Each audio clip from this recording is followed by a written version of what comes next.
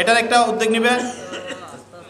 রাঙ্গুনি উপজেলার ঐতিহ্যবাহী গ্রাম মিনাগাছি টিলা গ্রামের বাসিন্দা হলে নিজেরা ঐক্যবদ্ধ এবং পরস্পর সহায়তায় আগায় আইবের লক্ষ্যে অরাজনৈতিক সামাজিক সংগঠন গঠন করছি এবং নাম দিয়ে শিলক মিনা গাজীটিলা ঐক্য পরিষদ।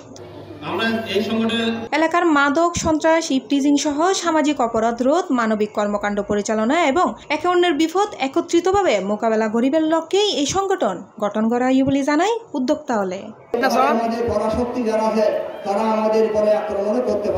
অক্টোবরের 25 তারিখ শনিবার বিএলএ নবগঠিত কমিটির উদ্যোগে স্থানীয় স্কুল প্রাঙ্গণত জনসমাবেশের আয়োজন করা হয়। সভাত সভাপতিত্ব করে প্রবীণ ব্যক্তিত্ব হাবিলদার আহমদ সৈয়দ, মোহাম্মদ কামাল ও রবিন চৌধুরীর যৌথ সঞ্চালনায় স্বাগত বক্তব্য দেয় সংগঠনের সাধারণ সম্পাদক মাসুদ পারভেজ খোকন।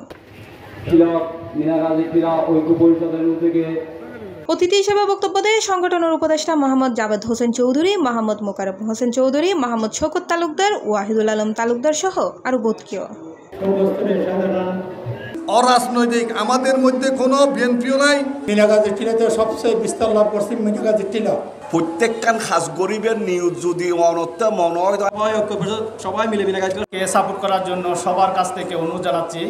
আমরা একটা মাসিক চাঁদা ধার্য করছি নিম্নত 100 টাকা। সে ব্যক্তিগত দিবেন, এটা এখানে কোনো জোরাজুরি করতে পারবে না। আমরা এগুলো ইনশাআল্লাহ যথাযথভাবে আল্লাহর কসম করে বলছি। এবং যারা আমাদেরকে শিক্ষার আলো আমরা মানব জাতি সৃষ্টির সেরা জীব। এটা সুন্দর একটা সমাজ গড়ে উঠুক। কুনতুম খায়রা উম্মাত উখরিজাত লিন-নাস তা'মুরুনা বিল মা'রুফ। আপনারা রাত্রে একটা কমিটি গঠন করুন, রাত 8টার পর যাতে অন্যভাবে আমাদের কোনো বাইকে তাদেরকে আপনারা সবাই সহযোগিতা করবেন।